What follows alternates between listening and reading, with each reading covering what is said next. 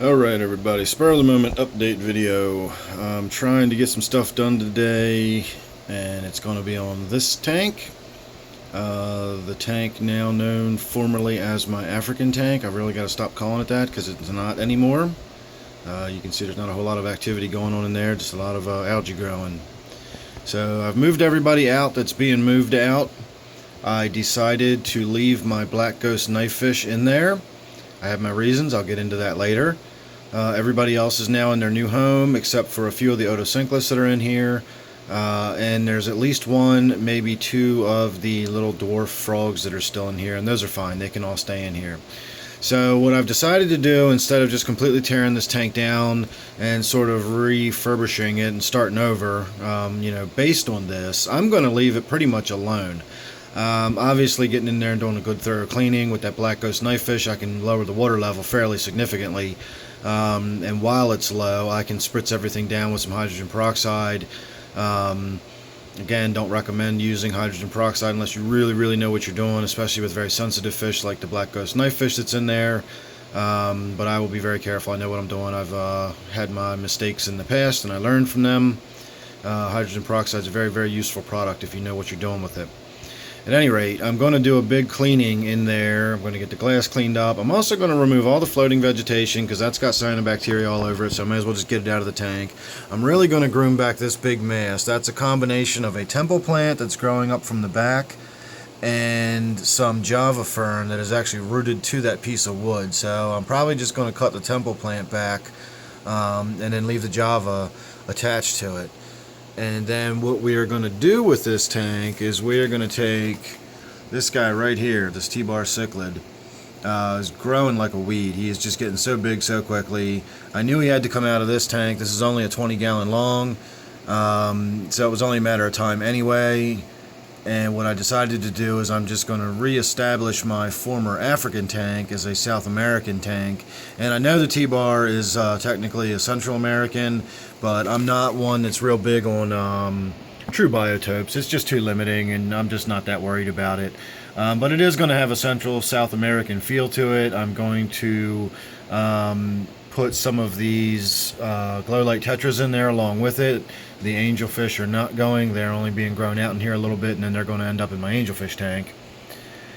But the T-bar there is going to be the key fish that's going to go in this 40 breeder that was my African tank. And I'm not getting him a female. I don't want him paired off. I don't want him having territory to be really aggressive about. And I'm going to keep it a fairly lightly stocked tank. I'm keeping the black ghost knife fish on the bottom. That is a South American fish, so that actually works in there. I will probably put a pleco in there if I can find one that will deal with my water, because plecos are pretty sensitive when it comes to dissolved solids in their water, especially the wild caught ones. I really have had bad luck with those in the past, so we'll see about that. And I've got some tiger barbs upstairs that I really don't want in the tank they're in, and I'm going to put them in here because of the black and orange coloration will go nicely in this very natural looking tank that they're going to be going in. It's filthy right now, I know, but seeing the tiger barbs swimming around in there along with that T-bar cichlid as he grows out to full size, some glow lights, maybe a big pleco in the bottom, big for a 40. I've got visions for this being a really pretty tank once again. So I really want to get started on that today, and before I did that I wanted to just shoot some video to do one final documentation and just kind of go over what my plans for it are, so for future reference we'll be able to look back at this and say whether I achieved that or not.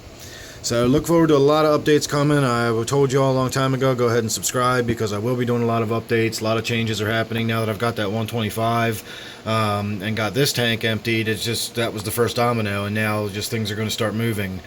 So lots of updates coming.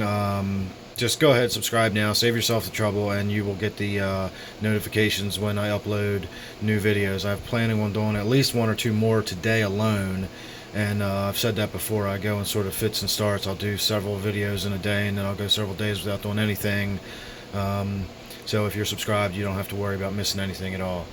And look forward to some more my angelfish tank coming up real soon too. And don't forget about the nitrate test kit video I got a lot on my plate, obviously. I've not forgotten about that. I will be getting to it soon. I have been doing some more testing and comparison testing between the two tests, or between the two test kits, I should say. And I'm going to do a video about that real soon. So there's a final look at my angelfish tank, and that's after my big water change that I just did yesterday. So thanks everybody for watching this little update, and I will see you real soon.